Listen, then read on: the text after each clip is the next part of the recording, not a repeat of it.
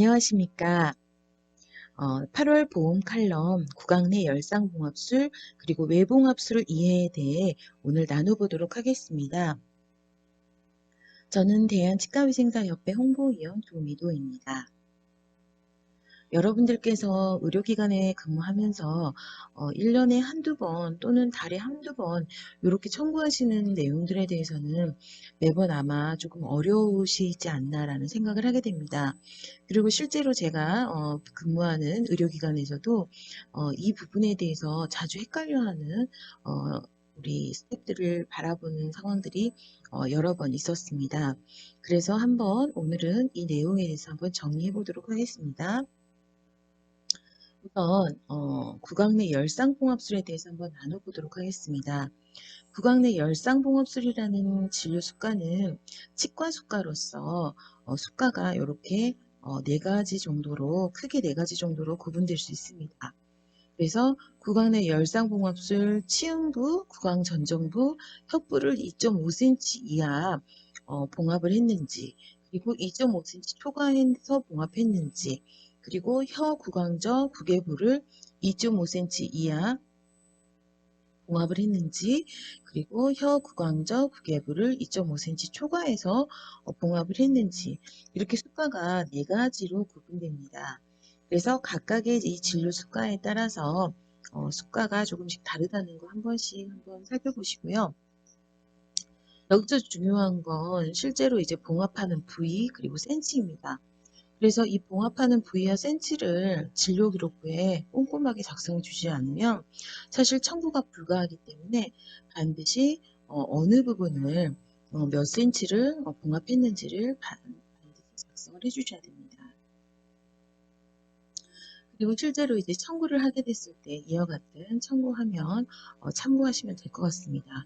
제가 그 보험 칼럼 서면에 사례에 내놓았던 것은 상하계 치음부 열상에 의해서 2.5cm 이하의 1.5cm 정도 치은 열상에 의해서 봉합을 한 경우 사례를 들었습니다. 이 경우 어떻게 산정하는지 보시면 해당되는 치은 열상, 즉 치음부잖아요. 그래서 치은 열상부 선택을 해주시고 그리고 수가는 가로 선택해 주시면 될 것 같고요. 진단 방사선 인정이 되고요. 그리고 마취, 치과 마취로 각각 선정이 가능하고요. 그리고 실크 부분도 사용하신 실크에 대해서 반드시 기록을 해주시면 청구가 가능합니다. 그래서 크게 어렵지 않게 구강 내 열상봉합술은 산정하실 수 있고요. 외봉합술 같은 경우, 특히 입술 부위가 찢어졌다거나 하는 경우 있으시죠? 사실 입술 외에 다른 부위가 만약에 어떤 상처를 입거나 봉합을 해야 된다면 대부분 의과를 찾아가는 사례들이 더 많죠. 그러나 구강 부위나 또는 입술 부위에 어떤 이런 상처를 입은 경우에는 의뢰과 치과를 와서 봉합하는 경우들도 매번 살펴볼 수 있습니다. 그때 우리가 어떤 수가를 선택해야 되는지 상당히 고민스러우신데요. 사실 외봉합술이라는 항목이 정확하게 외봉합술로 되어 있는 게 아니라 창상봉합술이라는 진료 수가명이 따로 있습니다. 다만 이 창상봉합술 같은 경우에는 치과 수가가 아닌 의과 수가입니다. 그래서 의과 수가를 준하여서 빌려서 치과인 의료기관에서 청구를 해주실 수 있는데요. 역시나 봉합 부위 그리고 상처 부위가 몇 센치 정도 봉합을 했다라는 내용들을 적어주셔야 됩니다.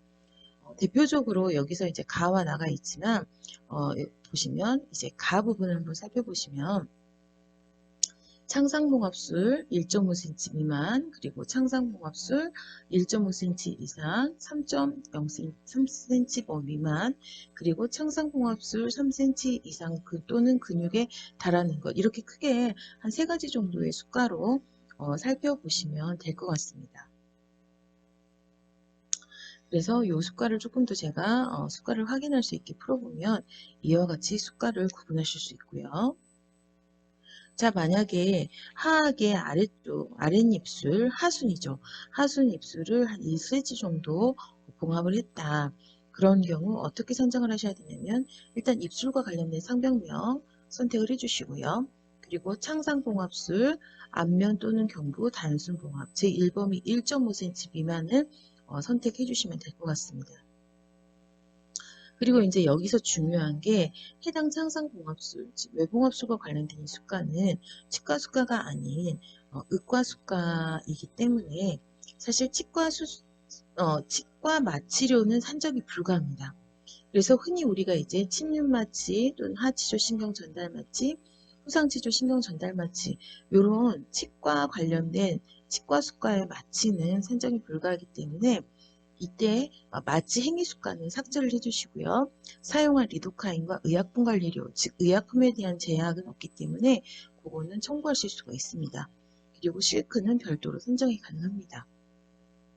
대부분 이렇게 청구하셨을 때 아마 마취 행위 수가가 조정되는 경험들을 혹시라도 받으셨다라면 그것은 이런 청구에 가지고 있는 어떤 특성 때문이다. 진료 수가가 의과 수가이기 때문에 치과 마취 수가를 인정해주지 않는다 정도 이해하시면 될 것 같습니다.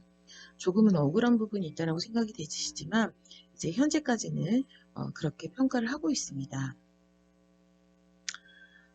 구강내 열상봉합술 그리고 창상봉합술 우리가 이제 흔히 외봉합술이라고 하는 부분들 정말 우리가 뭐 자주 산정하는 부분은 아니지만 정말 가끔이라 하더라도 여기에서 여러분들이 이 술식에 대해서 조금은 전문성 있게 구분을 하시고 또 당황하지 않고 또 전문가스럽게 청구에 임하셨으면 좋을 것 같습니다.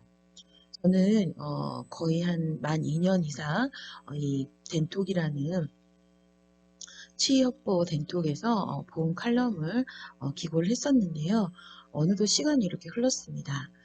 그래서 이번 달까지 제가 이 칼럼을 마무리하고 이 이후에 다른 위원께서 이제 본 칼럼을 이어가실 것이라고 생각하시면 될 것 같습니다. 저는 그래서 2021년 8월을 기점으로 해서 여러분과의 이런 공식적인 만남은 끝이 난다고 보시면 될 것 같습니다. 그동안 칼럼에 좋은 후기 그리고 응원해 주신 분들 감사드리고 다음에 또 다른 기회에 만날 수 있도록 하겠습니다. 그동안 감사했습니다.